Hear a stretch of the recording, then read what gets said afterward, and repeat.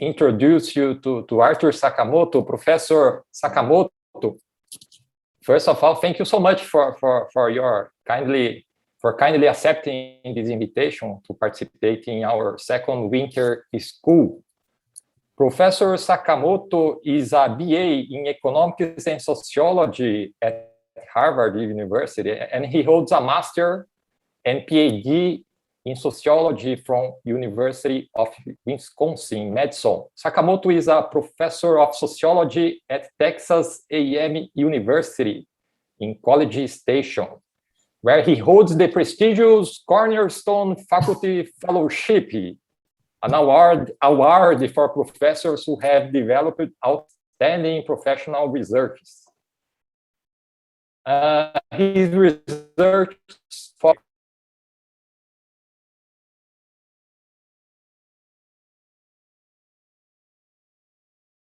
economic sociology, racial and ethnic United States. Everyone knows Sakamoto there.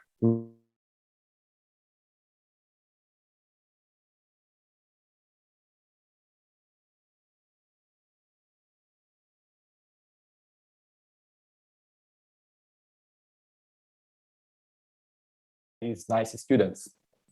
Thank you so much. Really appreciate the invitation, especially everyone is so nice and generous and patient. Sorry about the connection, but you can get these slides if you're interested from my website. So you can download them and do whatever you want with them, because they basically say everything I'm going to say anyway. So as Professor Gordimani said, I am in sociology, but you remember the Biancarelli and the Monday said basically everyone in social sciences is studying inequality. So, you know, economic sociology, I mean, we're all on the same boat. I actually, you know, did some work on Asia. So I have some, you know, knowledge of economic development, but not like you guys, you know, it's not really my main area. So I try to learn more about it. So that's why I recommend this book. It's really a great book by Acemoglu and Robinson. So Acemoglu is this economist and Robinson is political science. I went to that Webster guy, the Edward Webster. He's talked about power. This is a good illustration why the power aspect is relevant to economic development, as we'll see. But basically, you know, it's good to have some interdisciplinarity. Again, this book shows that. You know, when you read this book, you can't help but think about Karl Marx, the Communist Manifesto, right? Because it's a general theory, it's about economic development, and it has a lot of history. So this is basically, I read this and it's like, this is how the neoclassical political economy answers Karl Marx. It's really a fascinating read. If you haven't read it, it's an international bestseller 10 years ago. By now you can get a copy real cheap on Amazon or whatever. Basically, he discusses his theory in terms of inclusive institutions versus extractive institutions. And economic development is promoted when you have pluralistic democratic institutions that promote wide competitive capitalism in a society. So that's the basic thesis. It's pretty clear. And you know, this term inclusive institution, it's becoming part of a lexicon. People just talk about it. Remember Dominique Hartmann, you know, talked a lot. He just used this term. He assumed you know what it is. Well, it's from this book. You know, this could be really future Nobel Prize material. So why nations fail is when you have an elite. So like what Karl Marx was talking about, elite class dominating society. That's why we think of, you know, the Communist Manifesto when we read this book. But what elites do is that class, it controls the extractive institutions for their own personal benefit. That blocks economic development. And that's why you need some kind of democratic elements in the political system to hold the elites in check. That's illustrated by this diagram here, where you see the sort of developed countries have these inclusive political system, and the extractive is preventing development. So political institutions that are inclusive, I mean, you can read the book, but this is just a summary. It holds back the power of elites. He makes a big deal, very interestingly, that it's the rule of law. Everyone is following the law. No one's above the law. But you need a centralized state to maintain civil order. There has to be voting and elections that are broad-based, protection of civil liberties. The media should be able to critique the elite class. And the government has different branches. They can't be overtaken so readily by elites or the military. So it's better to have pluralistic groups, because then they play off each other. And it's hard for any one group to become elite. In terms of the economic institutions, the ones that are inclusive are the ones that have competitive markets for the broadest group of society. There's no monopolies, antitrust laws are enforced. This is not crony capitalism that sets up monopolies for the leader. Contracts are honored by the courts. There's private property.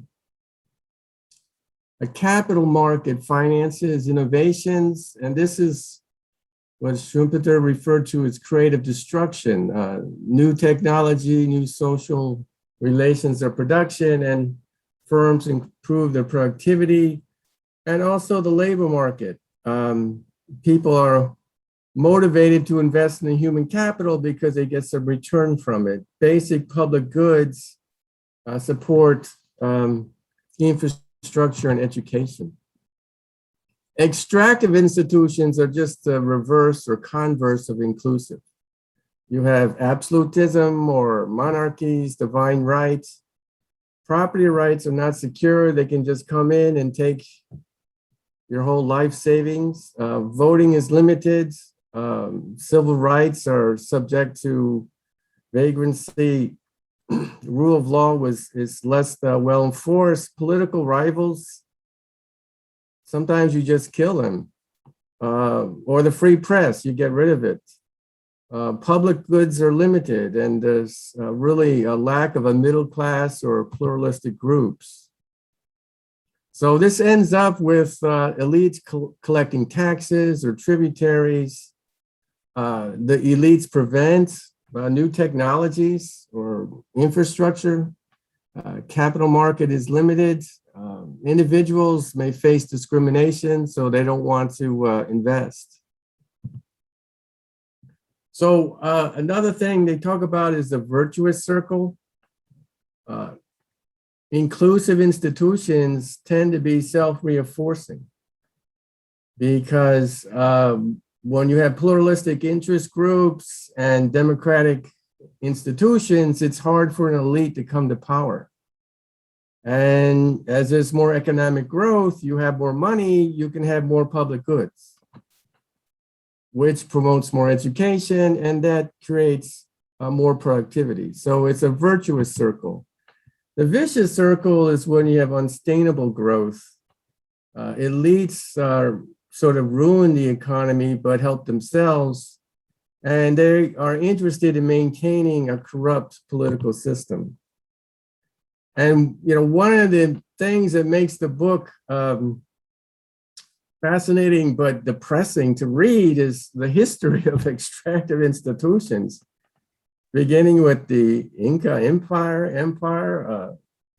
Some of you from Peru know much more about this than I ever will, but he traces that all the way back to the 15th century, the Maya city-states in the Mayan Empire. Talks extensively about serfdom in Russia, slavery around the world, the forced labor of indigenous groups and the Spanish conquistador, encomienda, I guess it's called in Mexico, mita in Peru, in Guatemala, mandiamento, but it's all forcing these guys to do work. In Peru, they also had to give stuff, repatriamiento, and then they made them carry stuff. Trajin, it's like you had to carry all their stuff around. I mean, really forced labor that's not, slavery in a strict sense, but very close to it. Communist societies, North Korea, Khmer Rouge, the Soviet Union, China, Cuba is still hanging on. And then there's, countries that really can't even maintain civil order, failed states in Somalia and Sierra Leone and Liberia. So they go through all kinds of history, and just, here's a list of some of them that they talk about. So, the countries that are sort of developed nations here are listed. Botswana is not exactly developed, but he speaks highly of it because it sort of broke the mode for Africa. And, currently has per capita parity adjusted GMP of 18K, which is pretty good. I think it's actually higher than Brazil. Now, this is based on institutions. If you look at North Korea and South Korea, they had the same country, the same society before World War II. It's the same culture, the same people. So this is not cultural determinism, East Germany versus West Germany. It's not just Protestant countries. It's not Max Weber's Protestant ethic. You may have heard about that from sociology.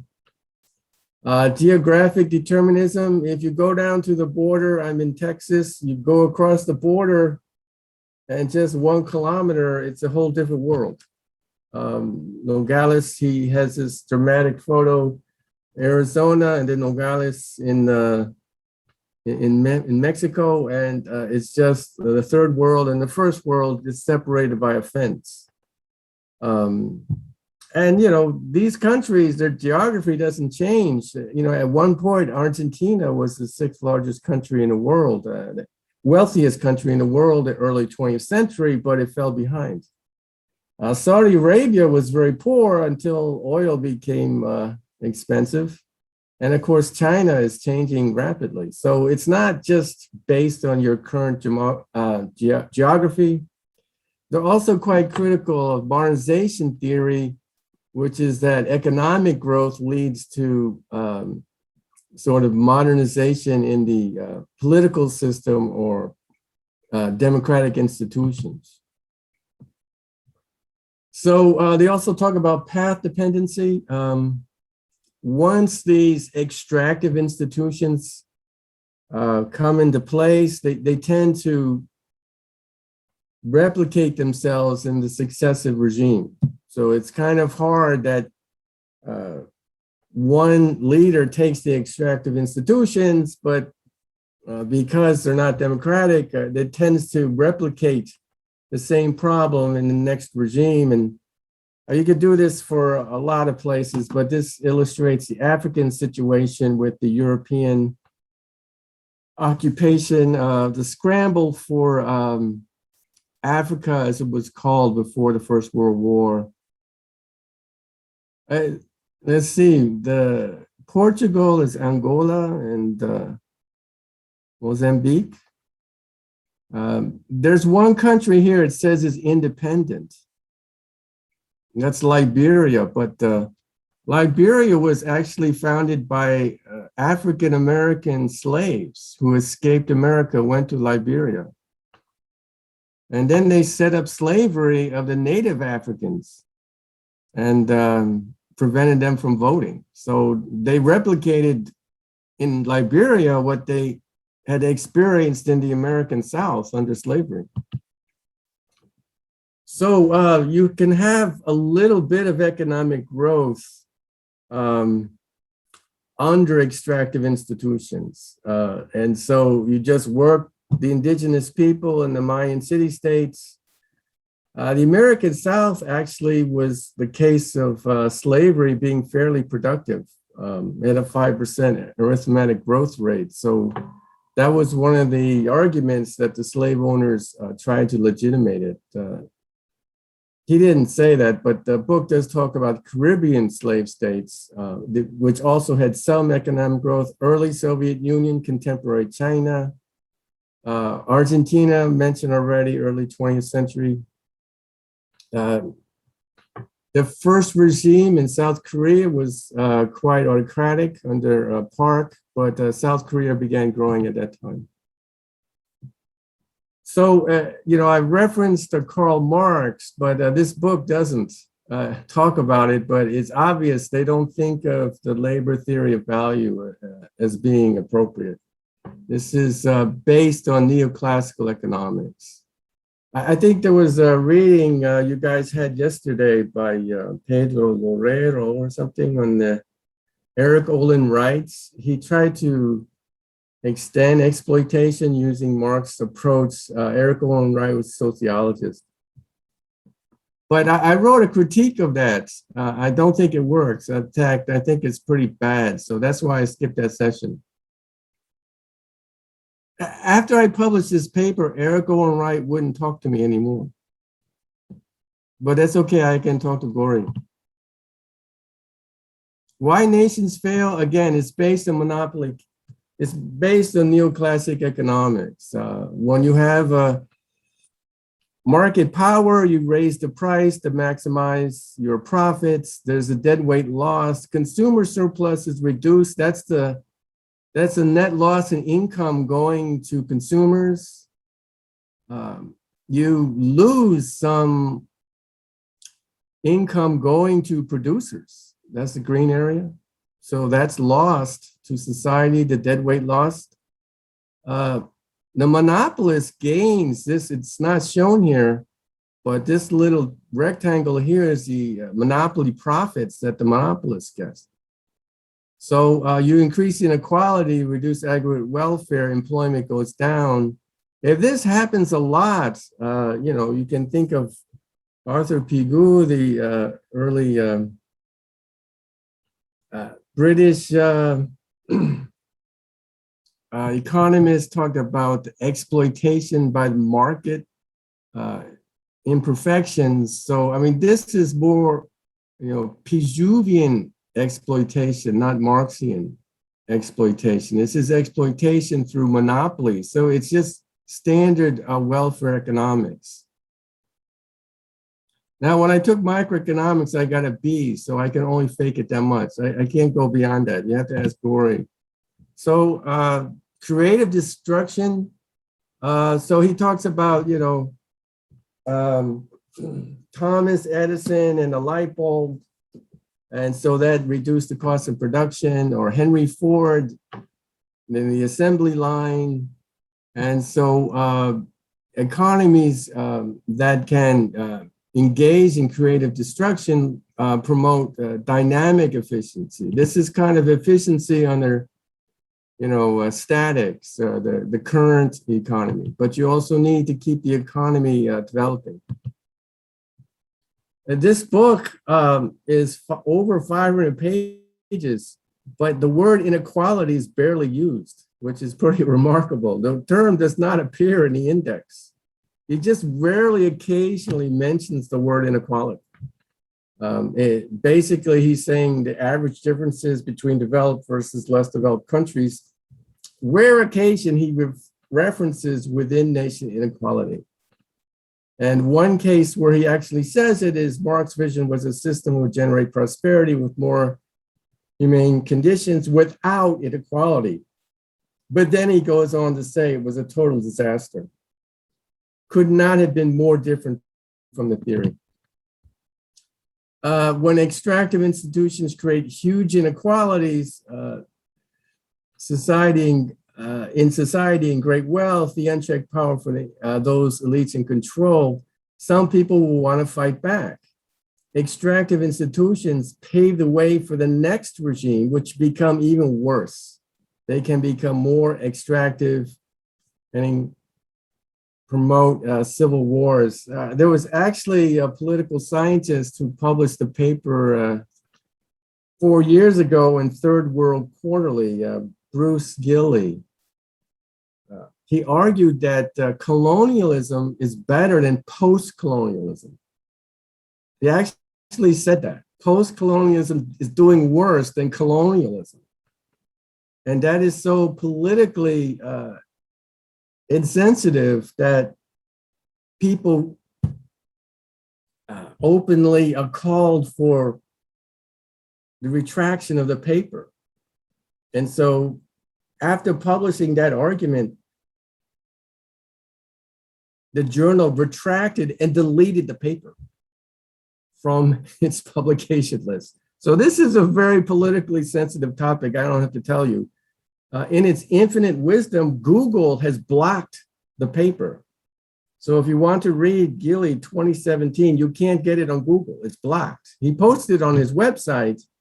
It's deleted from the journal. But I think if you use Bing, you can find it. I mean, I don't agree with it, but I think it's useful to read. If you want to learn about different arguments, you can find it on Bing. If you can't find it, email me and I'll send it to you. So, this is what I was asking Dominique Hartmann. The Cosmos curve is really a theory about, economic development. It's not about all societies' inequality, but just going from developing to developed economies, you get the Cosmos curve. Industrial society is the kind of turning point. In post-industrial societies, it comes down. I mean, that's the basic idea. The traditional economy becomes smaller and smaller part of the economy.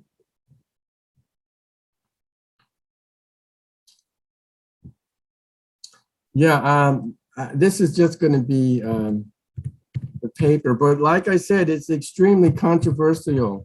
So don't say Sakamoto told you to read it, because I don't want to get fired. The Democrats are really big now.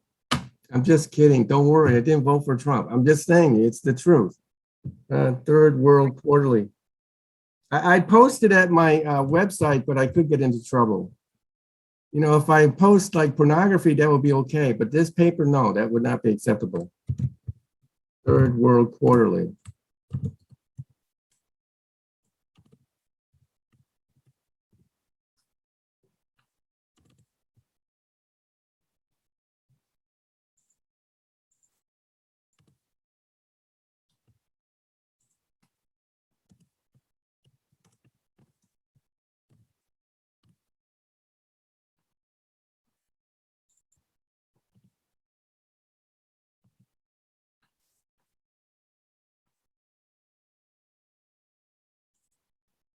So as Hartmann said, in developed nations, there could be other processes that are generating increasing inequality. And that's how I first started reading Acemoglu, because he knows that, and he has a lot of sophisticated work on the US looking at occupational change. So Professor Gori tomorrow is going to talk about some of this, but when firms have inefficiencies, inequality can reemerge, occupational power differentials with workers. So, I mean, this isn't inequality between elite class and working class or owners versus employees. It's among workers, you have inequality that reflect occupational differentials. I have some other papers talking about that as well, one for Taiwan, and these are for the US. I think this is a great book. From a sociologist's point of view, if you wanted to, you could say the missing link here is the cultural system. And, why nations fail, you have a political economist, political scientist and economist, but, for sociology, at least traditional functionalist sociology, which I know is not popular anymore, but still it refers to the issue of avoiding social disorder. Any of you guys recognize this one? Leviathan was a famous book by Thomas Hobbes, who argued that absolutism is better than chaos and civil war. And basically, if you think about psychologists, there's a hierarchy of needs. You first have to deal with safety and food, water, and sleep, and then you can start dealing with other issues. This is so primary. So we're sort of biased towards stability and replicating our lives because human beings, we can deal with all the BS the world gives us. If we have enough food and sleep and safety, I can deal with everything else. So this is a notion of the Hobbsian problem of maintaining social order, which is what functionalist sociologist Talcott Parsons famously had this paradigm, and Acemoglu and Robinson, they're talking about the economy and the political system. In functional sociology, this is known as adaptation and goal attainment. So that's the economy and the polity. But the two other parts of the society is the social system, which are families and schools and replicating society to the next generation. And latent pattern maintenance is the cultural system, which is religion and laws, which integrates all of the values of society. There's no pre-modern society without religion. Every pre-modern society has a religion, and they all took their religion as law and literally as the truth. So it's inflexible. You just can't come in with a new religion that will destroy the whole society. And so you need to have cultural evolution in order to have the sort of inclusive institutions that these guys are talking about. But that's a sociological issue that they sort of ignore. So I mentioned before that they are critical of modernization theory, and their comments are well taken. But again, just to note what a functionalist sociologist would say is that again, you had to have cultural evolution to go from a tribal society to inclusive institutions. You just can't force it on a culture that's not yet developed to accept those kinds of ideas. So, in sociology, this is a famous theme, mechanical solidarity, organic solidarity. Emil Durkheim, Max Weber talked about rational legal authority.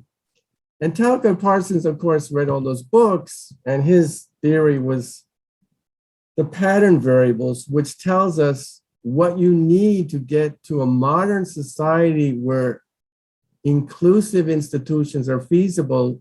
You need to have these kinds of cultural change. And Parsons built his theory on these earlier sociologists from tribals or folk society to modern society, Gemeinschaft, Gesellschaft, feudalism to capitalism, Marx, Emil Durkheim, and so forth. So, outside of your particular relationship with Professor Gordy, you know, he has power over you as professor, but beyond the classroom, you don't care about him. He's just your professor. I mean, you don't revere Gordy outside, or you don't do what he says. You're not going to like bring him his beer at the restaurant. I mean, it's just he's your professor. He has a particular role. Outside of that, you don't deal with him. Tribal societies, individuality is limited. It's not about the individual. It's about what's best for society. And you're going to like have a universalistic labor market. So I'm going to give money to someone I don't know, but my own family, I'm not going to support them. That's crazy. In a tribal society, you always support your tribe over others. But in a universalistic society, you don't have a tribe. It's just a market. I mean, that doesn't make sense in a tribal society. And the rulers have this broad-faced effective, but again, like I said, for Gora, you don't care about him outside the classroom. And so a role will be broader in a tribal society, but in a Gemeinschaft, modern society, you know, it's all based on rationality. So let me, you know, close by noting that for hundreds of thousands of years, millions, depending on when anthropologists figure it out, you know, we are probably neuroscientifically evolved to be tribal. We're tribal human beings. We're social. We're not economic animals. And we're not, you know, born to be in these modern urban anonymous societies. So modern societies have their own problems. There's plenty of mental illness, crime. We have tribal-like conflicts between groups. There's continuing threat of war. Relative deprivation is a form of poverty. And, you know, there's this sort of anomia that Durkheim described with this loss of spirituality that accompanies the end of tribal societies. And so even though we like watching, you know, Netflix on our cell phone, we still have these romanticized ideals about tribal societies. I mean, it's, if you haven't seen Avatar, it's a great Walt Disney movie, or the ancient societies, or the, you know, the medieval societies just seem so romantic.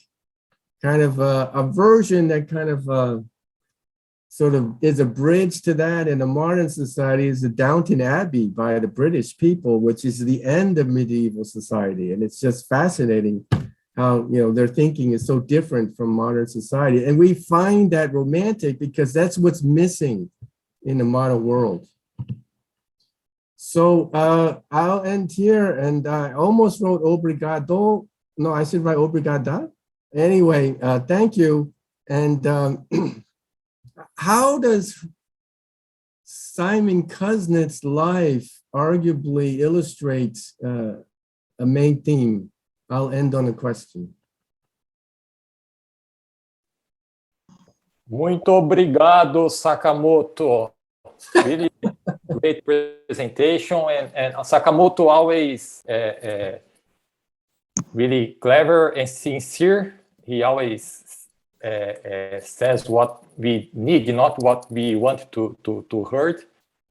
And thank you so much, Sakamoto, for this great lecture. I will leave to the open for the students to answer your question and the additional question. Definitely. And if you can't find that article, just email me. I'll send it, the PDF to you. But any questions you have to say, and Simon Kuznets was born in Belarus under the Russian Empire, which was taken over by the Bolsheviks in the Communist Revolution. And I'm stopping there so you can jump in and answer the question.